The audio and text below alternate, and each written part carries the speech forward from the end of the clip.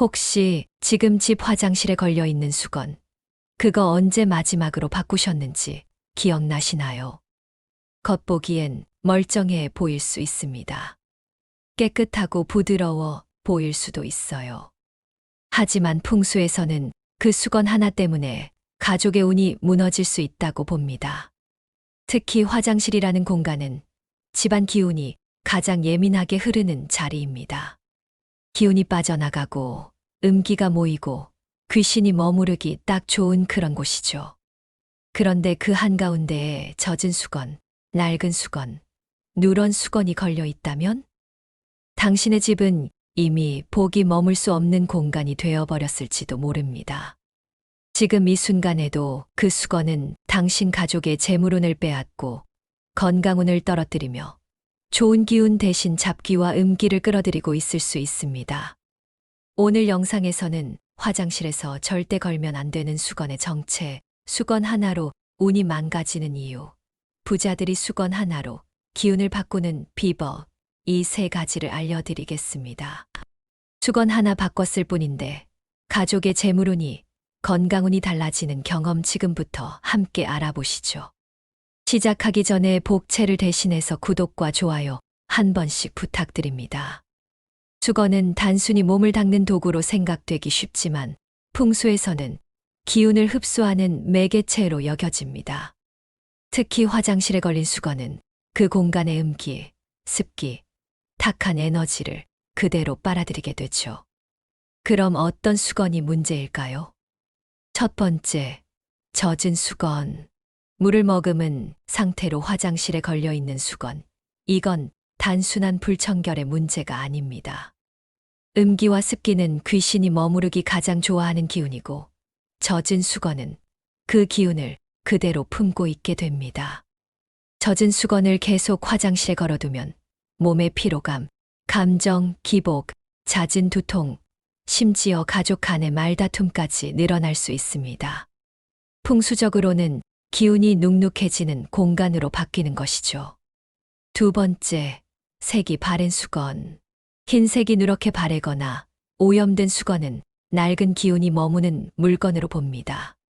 풍수에서 바랜 색은 기운이 빠져나간 상징이며, 이런 물건은 새로운 복을 막고 오래된 문제를 집 안에 붙잡아두는 역할을 합니다. 특히 누렇게 변한 수건은 재물운을 끌어들이는 기운을 막는 것으로 알려져 있어 부자 집에서는 절대 오래된 수건을 화장실에 두지 않습니다. 세 번째, 한 수건을 여러 명이 함께 쓰는 것. 가족이 돌아가며 한 수건으로 손을 닦거나 샤워 후 몸을 닦는다면 그 수건은 여러 사람의 기운이 뒤섞이는 도구가 됩니다. 서로의 피로감, 스트레스, 음기까지 엉켜 가족 내 기운의 조화가 깨질 수 있죠. 이건 결국 집안 운의 균형이 무너진다는 뜻입니다. 화장실은 집안의 기운 중에서도 가장 불안정한 공간입니다. 물기, 냄새, 찬 기운, 그리고 음기가 가장 쉽게 쌓이는 자리이기 때문입니다. 이런 공간에 어떤 수건을 걸어두느냐는 그 집의 복을 지키는지 아니면 놓치는지의 갈림길이 됩니다. 그럼 부자들은 어떻게 수건을 관리할까요? 첫 번째, 색깔이 중요한 이유 밝은 색만 쓰세요. 풍수에서는 밝은 색상을 좋은 기운을 끌어당기는 매개로 봅니다. 흰색, 연노랑, 연분홍처럼 청결하고 맑은 느낌의 색상이 화장실의 무거운 기운을 정화해주는 역할을 하죠. 반면 검정색, 회색, 남색 수건은 음기를 더 강화시키는 색입니다. 특히 밤색이나 진한 회색 수건은 피로, 우울감, 갑작스런 건강 이상을 유도할 수 있는 탁한 기운을 불러온다고 알려져 있습니다. 부자의 집에는 검은 수건이 없습니다. 그들은 항상 기운이 밝은 수건을 고집합니다. 두 번째, 수건의 소재 부드러운 면, 정전기 없는 천. 풍수에서 정전기는 기운의 흐름을 막는 나쁜 기운입니다. 건조기로 말린 딱딱한 수건, 정전기가 일어나는 합성섬유 수건은 몸에 닿는 순간 그날의 기운까지 어긋나게 만들 수 있습니다. 그래서 좋은 수건은 부드러운 면 소재, 촉감이 편안하고 물 흡수력이 뛰어난 천을 써야 합니다.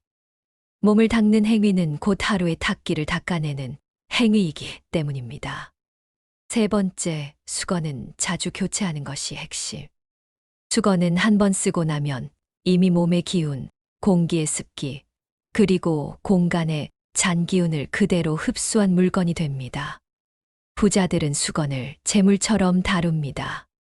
아무리 깨끗하게 보여도 2에서 3일 사용 후에는 교체하고 오래된 수건은 아예 헌옷이나 청소용으로 바꿨습니다. 이는 단순한 위생의 문제가 아니라 기운의 리셋과 관리를 중요하게 여기는 삶의 태도입니다.